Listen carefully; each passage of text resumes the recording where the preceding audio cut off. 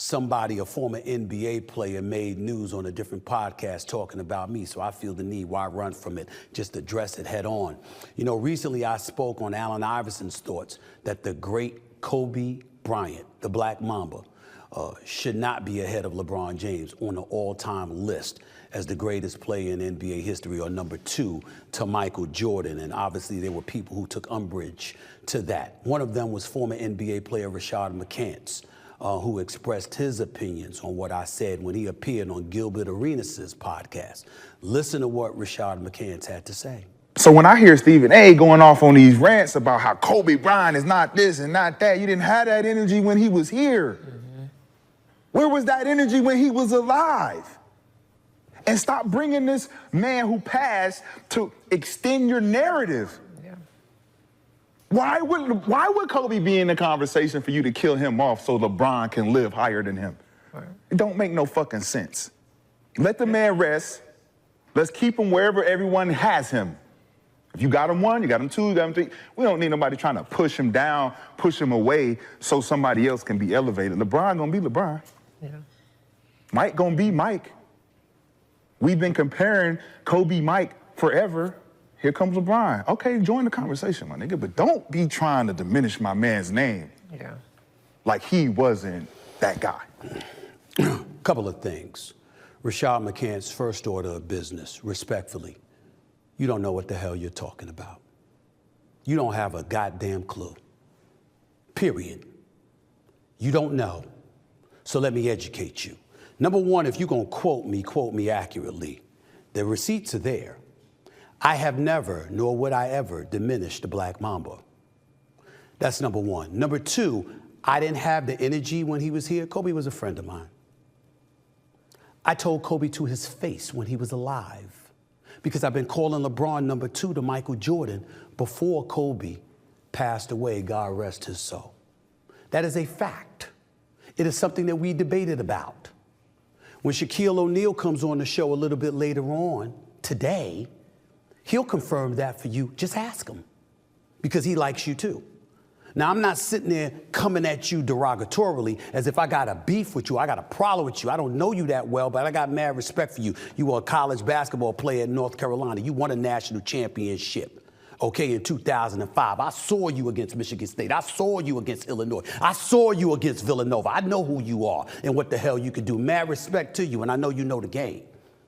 But evidently, you need lessons on how to quote people accurately and not to come across as somebody who's personalizing some kind of comments just because you don't like them.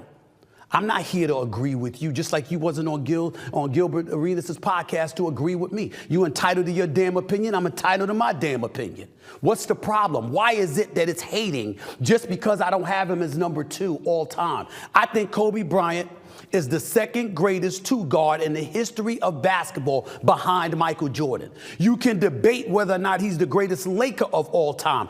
I would happen to say he's number 2 to Magic Johnson, because Magic Johnson is the greatest point guard to have ever lived. He's a quintessential point guard who galvanized the troops around him and went to 9 NBA finals in a decade and won 5 titles.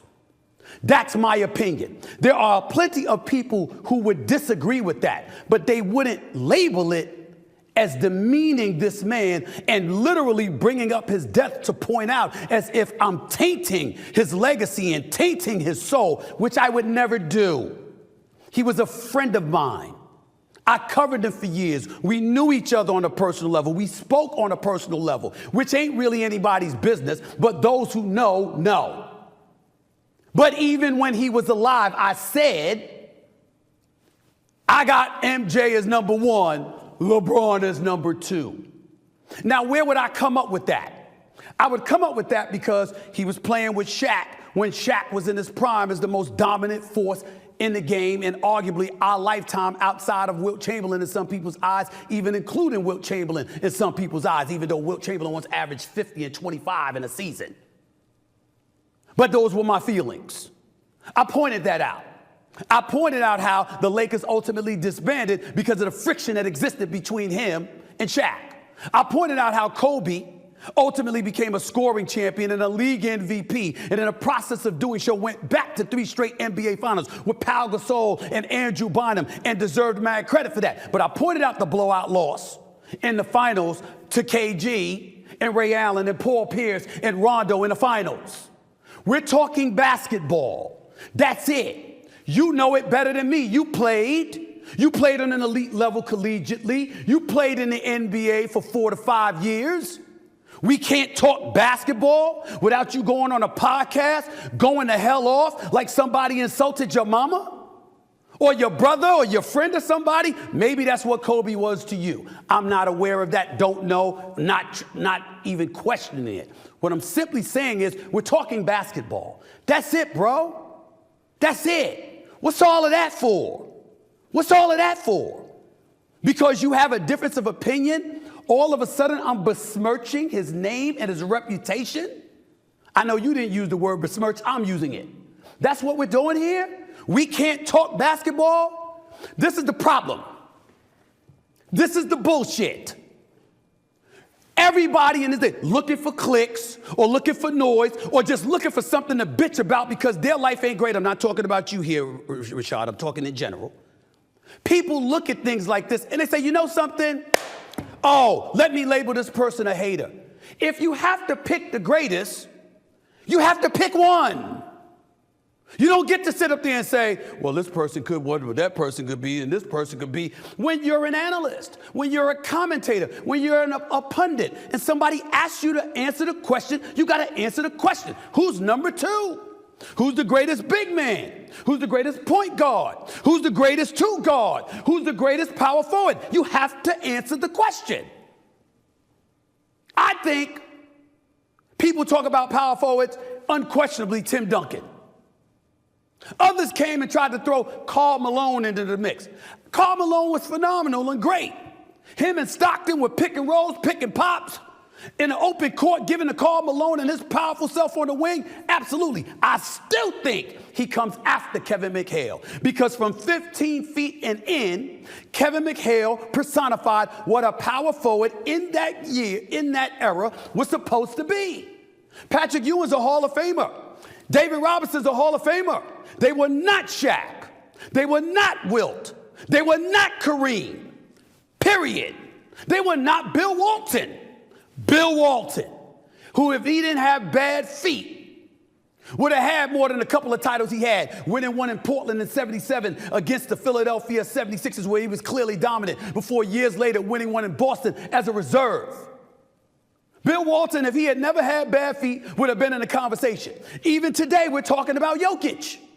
Is Jokic the best big man? The stats show it. Efficiency shows it. His skill set, we know what he brings to the table. Give me Embiid. If you told me that Embiid's durability would match Jokic and it was just about their talent and their skill set, give me Embiid all day, as much as I love Jokic.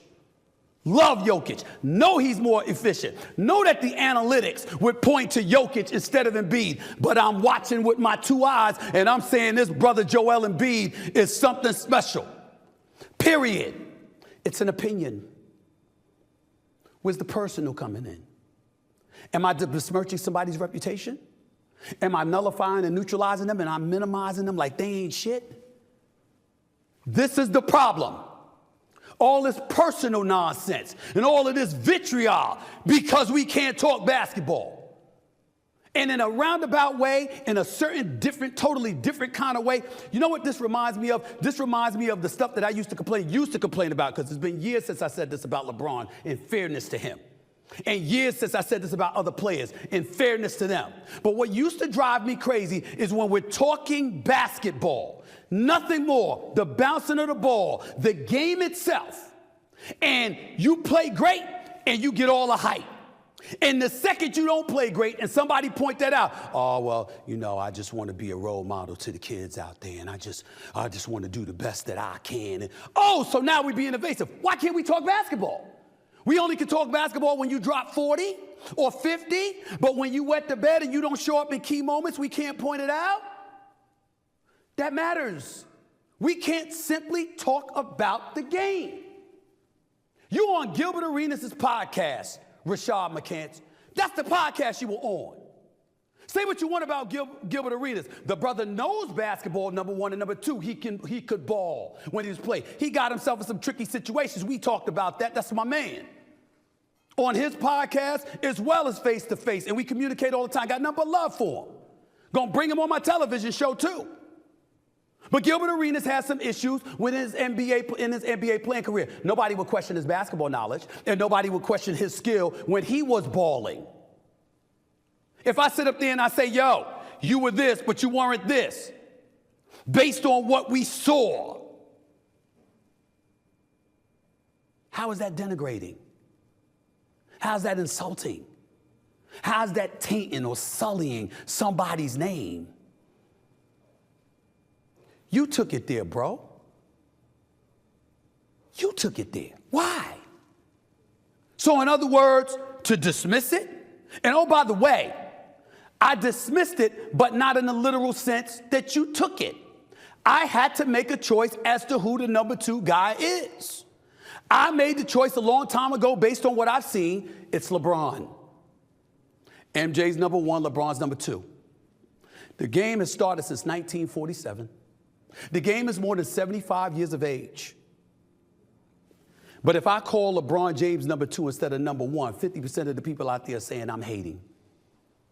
I got Kobe Bryant as arguably the greatest Laker of all time and the second greatest shooting guard in the history of basketball.